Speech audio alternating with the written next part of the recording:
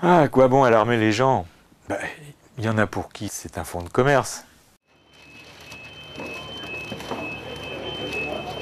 Le gouvernement fait passer actuellement des décrets sur les OGM pour tenter de les faire autoriser. C'est un véritable scandale.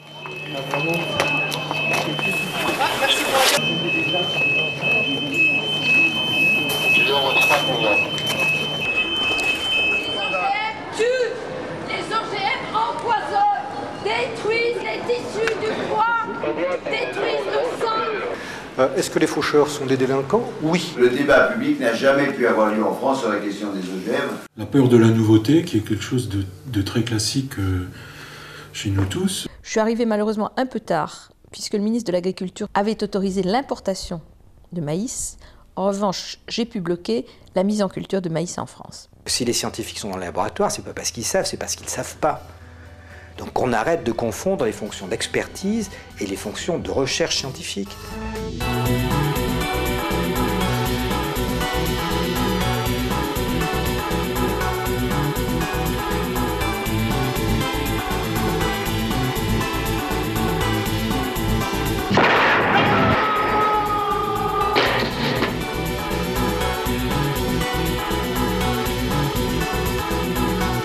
OGM, c'est un sigle qui veut dire organisme génétiquement modifié. C'est un organisme, c'est vivant, et dont les gènes ont été modifiés pour introduire un gène qui provient d'une autre espèce. Par exemple, un maïs qui contient un gène qui vient d'une bactérie qui lui confère une résistance aux insectes. On peut dire que c'est l'ajout, la modification du patrimoine héréditaire d'une plante, par exemple, si on s'adresse aux plantes, après avoir passé l'ADN à transférer par une étape in vitro.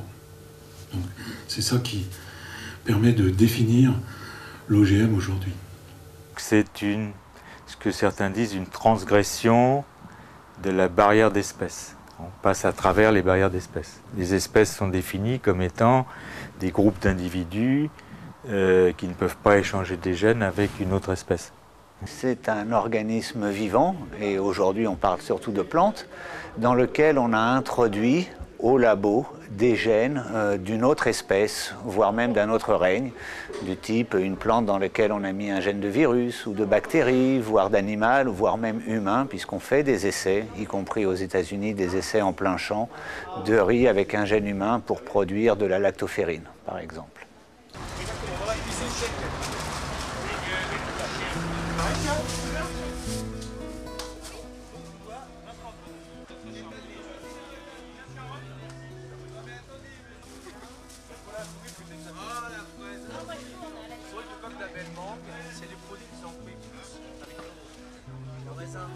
Les médias nous présentent des données scientifiques, souvent peu compréhensibles pour une grande majorité d'entre nous. Ces informations, souvent contradictoires, ont plus tendance à nous brouiller l'esprit qu'à nous éclairer sur les enjeux véritables. Le rythme trépidant de nos vies urbaines, tournées vers la rentabilité à tout prix, ne nous permet pas de consacrer un temps suffisant à l'identification des produits alimentaires que nous consommons. L'absence de données fiables engendre des réactions de peur préjudiciables à tous. C'est afin de recueillir des informations plus sereines auprès des spécialistes que nous débutons notre enquête. Et les OGM, d'abord, c'est une technologie qui est apparue, la modification génétique des plantes. Les plantes génétiquement modifiées, parmi les organismes, c'est surtout ceux qui posent question aujourd'hui. Il faut bien voir d'où vient, sur le plan historique, la transgénèse. Donc, au départ, c'était Francis Crick et Jim Watson qui découvrent la structure en double hélice. Tout le monde comprend à ce moment-là que dans cette structure de la double hélice, il y a un code génétique qui est caché, des instructions, si vous voulez, un langage génétique. Et le problème qui est posé à partir donc, de 1953, c'est de savoir quelle est la signification de ce langage. On connaît les lettres, on ne connaît pas la syntaxe, on ne connaît pas la grammaire, on ne connaît pas la construction, on ne connaît pas la ponctuation. Donc le but, ça va être évidemment de décoder, de comprendre cette nouvelle langue. Tout le monde se met au travail. On est face, en 57-58, à un échec. On n'arrive pas à décoder ce code génétique. À ce moment-là, Crick va formuler deux hypothèses qui vont permettre de simplifier énormément le problème, en disant À un gène correspond une protéine, c'est-à-dire à une séquence des lettres de l'alphabet génétique correspond une protéine, des protéines étant ce qui constitue la matière vivante. Et deuxièmement, une fois que l'information génétique est passée de cette, disons, succession de lettres dont on a pu décrypter le sens dans la protéine, il n'y a pas d'effet de retour possible des protéines sur la façon de sur l'ADN. La première manipulation génétique a eu lieu en 1973. Les premiers OGM datent de 1974. C'était des études qui étaient faites au départ et qui sont sorties, parce qu'il y avait eu des études, et ça on ne le sait pas, il y a eu une gestation des études. Les OGM, le premier OGM qui a eu une tentative de commercialisation, c'était une tomate qui ne devait pas pourrir, mais qui avait un goût métallique tellement prononcé qu'elle n'a pas été commercialisée à terme. Donc c'était vraiment le premier OGM et le premier échec. Ce qui fait, disons, surgir tout un tas de problèmes nouveaux, puisque les connaissances que l'on a dans le domaine de la génétique ont été élaborées dans le cadre de l'espèce. À partir du moment où vous transgressez la barrière des espèces, ce sont d'autres problèmes qui se posent. Et la question qui est posée, c'est celle de la légitimité de cette transgression. Sur quelle base épistémologique, philosophique, scientifique, au sens fort et profond du terme, peut-on faire de la transgénèse? Et c'est une technique qui est tellement puissante que les chercheurs se sont mis à l'utiliser et que les gens qui font de l'amélioration végétale se sont dit c'est une technique qui est plus puissante, plus rapide, plus efficace que notre technique traditionnelle qui consiste à croiser des espèces végétales pour faire des plantes améliorées. Ça, c'est la sélection classique. Et par génie génétique, donc en faisant des OGM, on va beaucoup plus vite. C'est pour ça que automatiquement les firmes se sont mises à travailler sur les OGM, mais des laboratoires publics aussi.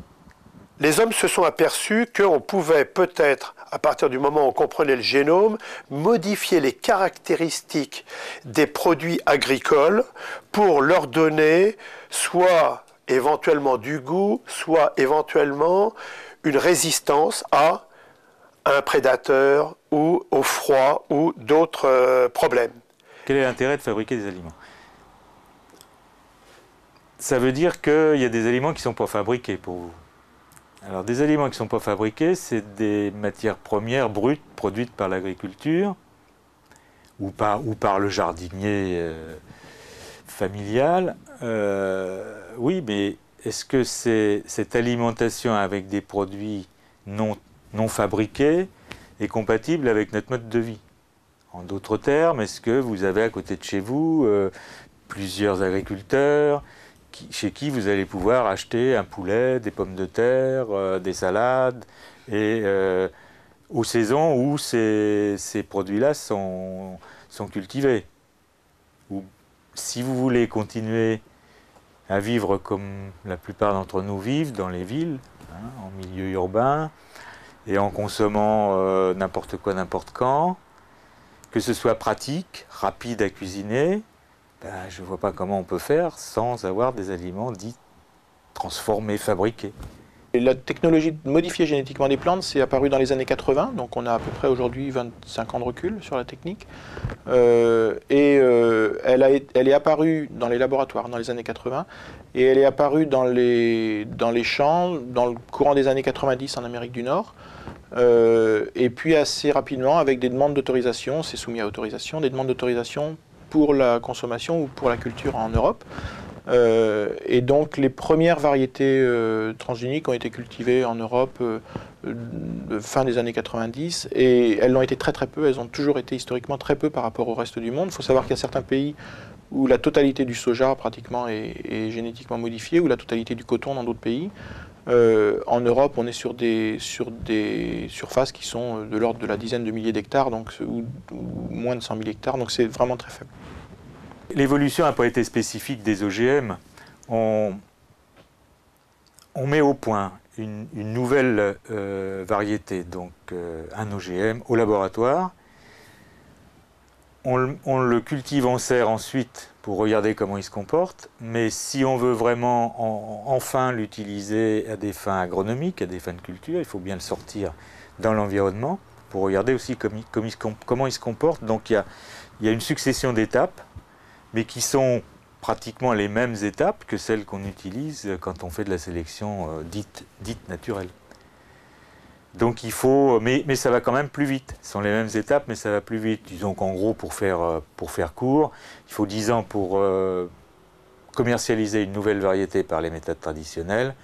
Il faut 5 ans par les méthodes du génie génétique. Mais c'est quand même pas du jour au lendemain.